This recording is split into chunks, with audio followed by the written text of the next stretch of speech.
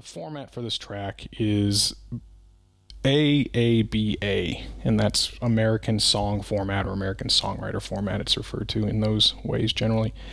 And you have the classic songs such as This Land Is Your Land and Somewhere Over the Rainbow that are in that format, and the Beatles' Yesterday.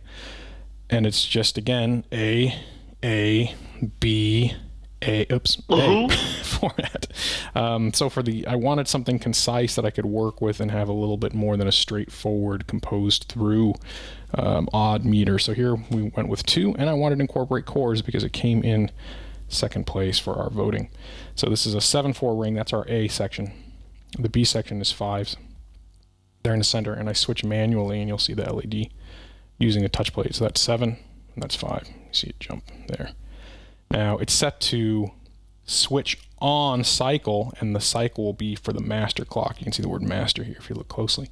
So only when this guy completes all 16 of its steps, lock to MIDI beat clock, will it switch to the next ring, so you can key it and have it go right when this guy goes around. This is something you can do to play with switching as well. If you want it to switch more quickly, you can set it to a different ring, so maybe 3 or 4 or 5 or whatever you want, 3, 5 or 3, 4, 5, 6 or 7, whichever you want that's quicker, and it'll switch more rapidly.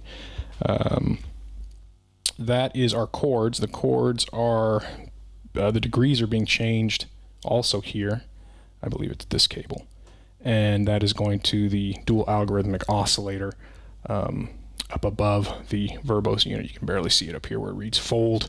That's playing actually chords, not the fold section. It's 2 braids oscillators in one unit, and it is playing a sequence mostly in A. It goes from A to A major to A minor 11 here, A minor 7 through here, and then A major 11 on the last step.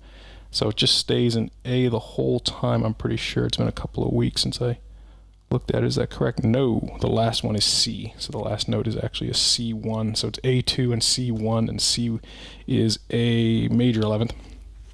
And then it switches over to E and C, so E2 and C. And I didn't write down what those degrees were when looking at it again. I assume it's some minor stuff, so basically going major, minor, sort of circle of fifth stuff. Been a few weeks since I put it together. And then, what else is going on with the 252? Yeah, degree, tonality, and key, or note. The red note here, number 3, is a low bass note from the 259E, and I thought, why put that on the 1? I'll put it on the 3, and that's actually also something I stole from McCartney when he live counts. I think it's All My Loving, no, Hold My Hand, whatever that one is. He always counted it in. The band starts on the 2, which I thought was kind of interesting. So he goes 1, 2, 3, 4, 1, hold my hand, like that. And I just thought, why not just put it on the 3 for fun? So that big boom bass note is on the 3. The chords are going through the 296E, doing its morphing and filtering, which is being driven by the module from Eardrill, the dual LFO.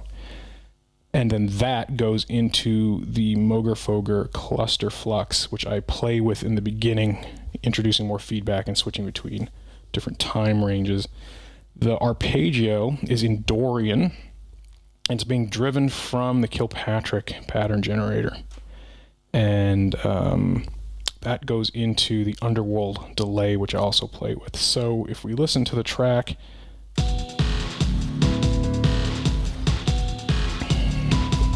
chords again through the 296E filter into the cluster flux, and then you hear the boom from the 259E. I also made it so that I could trigger the 259E here, so actually the whole track starts on the 1. I would go boom, 1 like this, so sounding like, which throws everything off, right? So the first time it starts on the 1, but now it's always on 3. And then I would introduce, let's get rid of some of those chords there. I bring in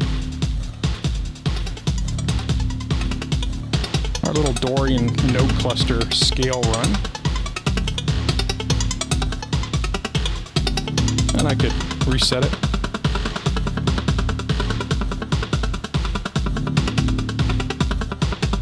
And I put all of these resets and manipulations also in the stem pack for the remix competition. And now, following the machine drum, it's going to switch to the 5/4 section, so I quickly do this, it gets ready. When this guy completes its cycle, oh, boom, turned it off, so it's in 5/4. But I also switch this to do a 10-note run instead, so division by 5, and that's by switching something over on the Studio.h control signal router. It's now only running 10 steps. I can still reset that. And then change the seating, so now it's random. Turn it back to 7/4.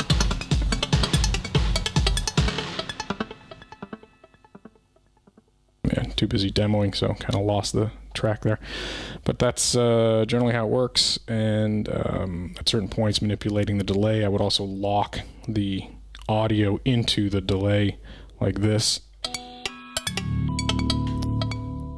So now it's just locked and cycling in the delay, and then I was playing with it as well throughout. Let's get rid of that. And that's the basics of it. Again, we're doing the remix competition. That'll be open to everybody. We do have some prizes to be announced. We have some manufacturers contributing, etc., and more forthcoming. Look at the notes in the description and also on ModWiggler for what I was doing here if you're interested.